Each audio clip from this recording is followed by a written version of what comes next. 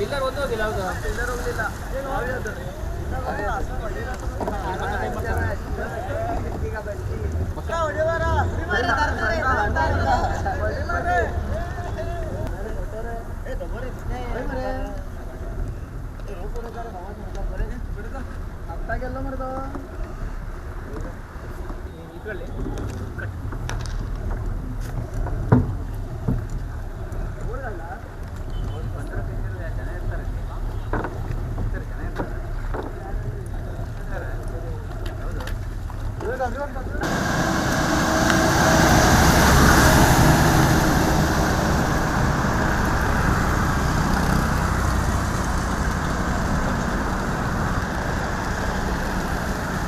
ಉತ್ತರ ಕನ್ನಡ ಜಿಲ್ಲೆಯ ಕಾರವಾರದ ಕಾಳಿ ಸೇತುವೆ ದುರಂತದ ಸಂದರ್ಭದಲ್ಲಿ ಚಾಲಕನನ್ನು ರಕ್ಷಿಸುವುದು ಬಹಳ ಸವಾಲು ಕೂಡ ಆಗಿತ್ತು. ಹೀಗಾಗಿ ಸ್ಥಳೀಯ ಒಂದು ಮೀನುಗಾರರ ಸಹಾಯದಿಂದ ಕರಾವಳಿ ಕಾವಲು ಪಡೆಯ ಸಿಬ್ಬಂದಿಗಳು ಕೂಡ ಈ ಒಂದು ಸಾಹಸವನ್ನು ಮಾಡಿದ್ದಾರೆ.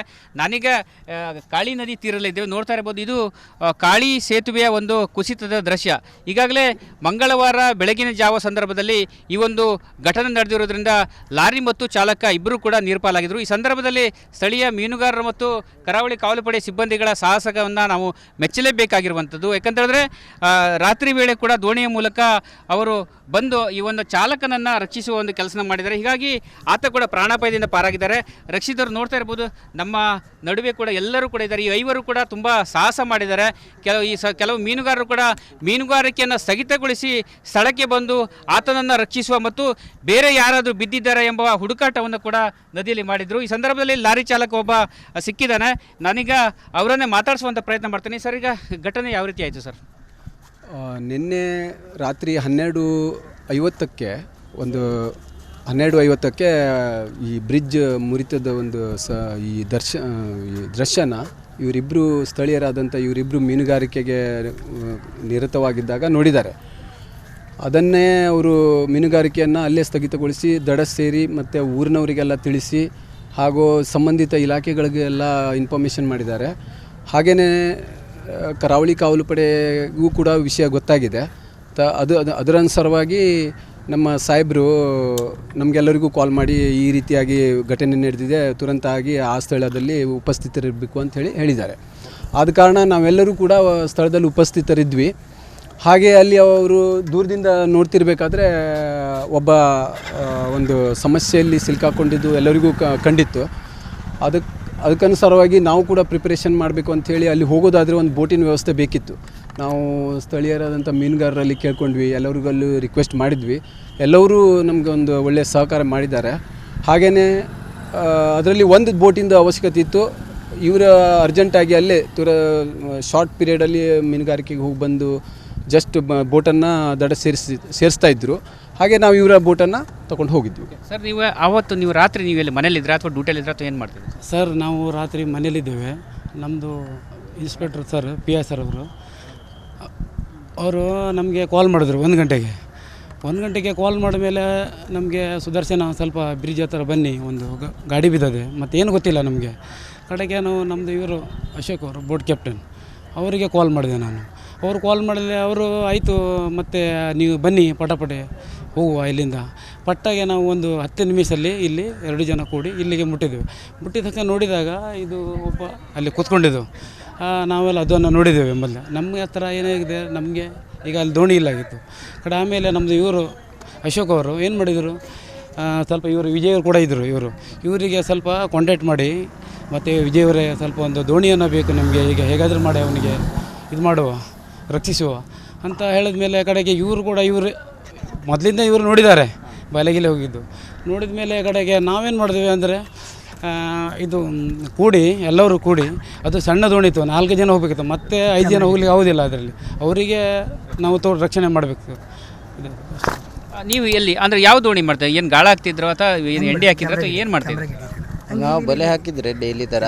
ಆ ಟೈಮಿಗೆ ಈ ಇನ್ಸಿಡೆಂಟ್ಸ್ ಆಯಿತು. ಅದಕ್ಕಾಗಿ ನಾವು ಇವ್ನು ಬಂದಿದ್ದರೆ ಸರ್, ಅವರು ನಮಗೆ ರಿಕ್ವೆಸ್ಟ್ ಮಾಡಿದ್ದೆ ದೋಣಿ ಬೇಕು. ನಾವು ಪ್ಲ್ಯಾನ್ ಮಾಡಿದ್ದೆ ಆಲ್ರೆಡಿ, ಬಟ್ ಡಿಪಾರ್ಟ್ಮೆಂಟಿಂದ ಯಾವುದೂ ಇಲ್ಲ ಅಲ್ಲ. ಅವನು ಕಾವಲ್ಪಡೆ ಕರಾವಳಿ ಪೊಲೀಸಲ್ಲಿ ಬಂದಿದ್ದು, ಅವ್ನು 2 ಮಂದಿ ತೊಗೊಂಡು ಹೋಗಿ ನಾವು ಅಲ್ಲಿ ಪರಿಸ್ಥಿತಿ ಗಂಭೀರ ಇತ್ತು. ಯಾಕೆಂದರೆ ಲೋ ಕರೆಂಟ್ ಭಾಳ ಇತ್ತು. ನೀರನ್ನು ರಕ್ಷಿಸೋದು ಭಾಳ ಸವಾಲಾಯಿತು, ಕಷ್ಟ ಆಯಿತು. ಕಷ್ಟ ಆಯಿತು, ಬಹಳ ಕಷ್ಟ ಆಯಿತು. ಅಲ್ಲಿ ವಯರ್ ರೋಪ್ ಮತ್ತು ಎಲ್ಲ ಬಿದ್ದಿದ್ದು ಅಲ್ಲ, ಆ ರಾಡ್ ಇತ್ತು, ಪೈಪ್ ಲೈನ್ಸು, ವಯರ್ ಕೇಬಲ್, ಅದು ಫ್ಯಾನಿಗೆ ಬಿನ್ನಿಗೆ ತಾಕಿದ್ರೆ ಕರೆಂಟ್ ಇಲ್ಲ ಅಲ್ಲ, ಏನು ಕಾಣೋದಿಲ್ಲ. ಅದಕ್ಕೆ ಅದೇ ಪರಿಸ್ಥಿತಿ ಎಲ್ಲ ಇದು ಮಾಡ್ಕೊಂಡು ನಾವು ರೆಸ್ಕ್ಯೂ ಮಾಡಿದ್ದೇವೆ ಸರ್. ಈ ಘಟನೆಯಲ್ಲಿ ನೋಡ್ತಾ ಇರ್ಬೋದು, ಈ ಯುವಕನಿಗೆ ಎಷ್ಟು ವಯಸ್ಸಿರ್ಬೋದು ನೋಡಿ. ಈ ಘಟನೆಯಲ್ಲಿ ಕೂಡ ಹೀರೋ ಆಗಿ ಕೂಡ ಇವ್ರ ಜೊತೆಗೆ ಕೆಲಸ ಕೂಡ ಮಾಡಿದ್ದಾನೆ. ನಿನ್ನ ಹೆಸರೇನು ಮೊದಲನೇದಾಗಿ? ಸರ್ ನನ್ನ ಹೆಸರು ಸರ್ ಕರಣ್ ರಾಜೇಂದ್ರ ನಾವ್ಗೆ. ಹೇಗೆ ಅನಿಸ್ತು ಅವತ್ತಿನ ಘಟನೆ ಏನಾಯಿತು ಸರ್?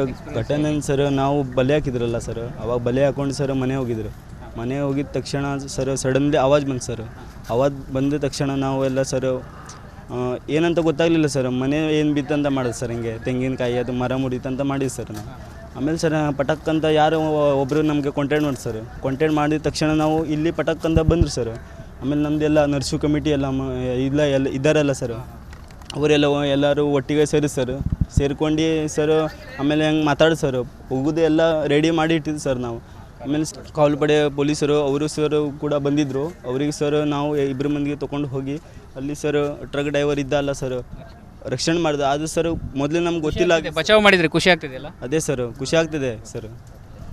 ಇವಿಷ್ಟು ಆ ಲಾರಿ ಚಾಲಕನನ್ನು ರಕ್ಷಣೆ ಮಾಡಿದಂತಹ ಮೀನುಗಾರರ ಮತ್ತು ಕರಾವಳಿ ಕಾವಲು ಪಡೆಯ ಸಿಬ್ಬಂದಿಗಳು ಹೇಳ್ತಾರೆ. ಯಾಕಂತಂದರೆ ನದಿಯಲ್ಲಿ ಬಿದ್ದಂಥ ವಸ್ತುಗಳನ್ನಾಗಲಿ ಅಥವಾ ಜನರನ್ನಾಗಲಿ ರಕ್ಷಣೆ ಮಾಡೋದು ಬಹಳ ಕಷ್ಟ ಸಾಧ್ಯ. ಹೀಗಾಗಿ ನೀರಿನ ಅನುಭವ ಇರುವಂತಹ ಈ ಮೀನುಗಾರರು ಮತ್ತು ಕರಾವಳಿ ಕಾವಲು ಪಡೆಯ ಸಿಬ್ಬಂದಿಗಳು ಕೂಡ ಈ ಒಂದು ರಕ್ಷಣೆಯನ್ನು ಮಾಡಿದ್ದಾರೆ, ಚಾಲಕನನ್ನು ಬಚಾವ್ ಮಾಡಿದ್ದಾರೆ. ನಿಜಕ್ಕೂ ಕೂಡ ಇವರ ಕಾರ್ಯವನ್ನು ನಾವು ಮೆಚ್ಚಲೇಬೇಕು. ಕ್ಯಾಮ್ರಾ ಪರ್ಸನ್ ಕಿಶನ್ ಗುರು ಜೊತೆ ನಾನು ಶೇಷಗಿರಿ ಮುಂಡಳ್ಳಿ, ರಿಪಬ್ಲಿಕ್ ಕನ್ನಡ, ಕಾರವಾರ.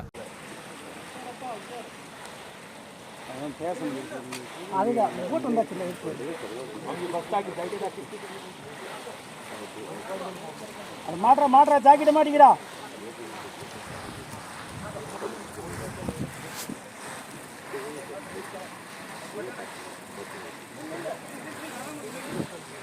ತಮಿಳವರು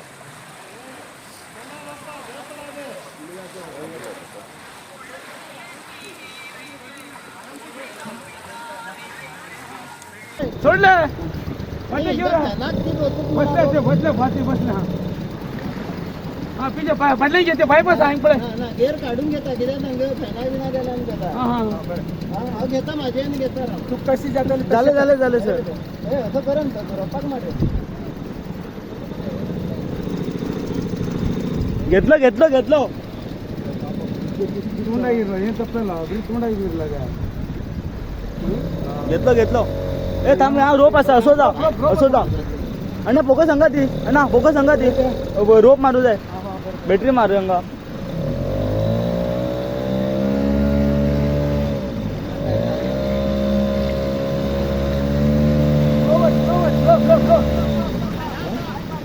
बाय पासून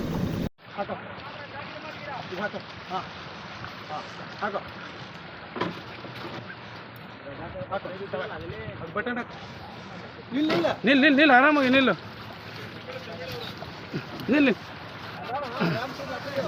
जगड़ हाँ गड़बड़ी ना आराम से क्यों होते हाँ हाँ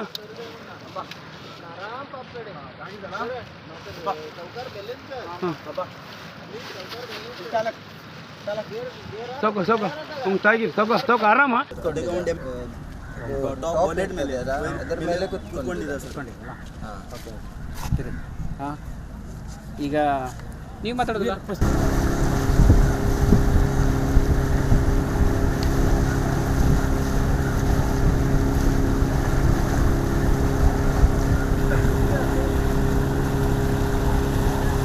ಇಲ್ಲಿ ಪಿಲ್ಲರ್ ಇತ್ತು, ಇಲ್ಲಿ ಪಿಲ್ಲರ್ ಇತ್ತು, ಇಲ್ಲಿ ಇಲ್ಲ ಅಲ್ಲ, ಅದು ಪಿಲ್ಲರ್ ಒಂದು ಹೋಗಿಲ್ಲ. ಹೌದು, ಪಿಲ್ಲರ್ ಹೋಗಲಿಲ್ಲ.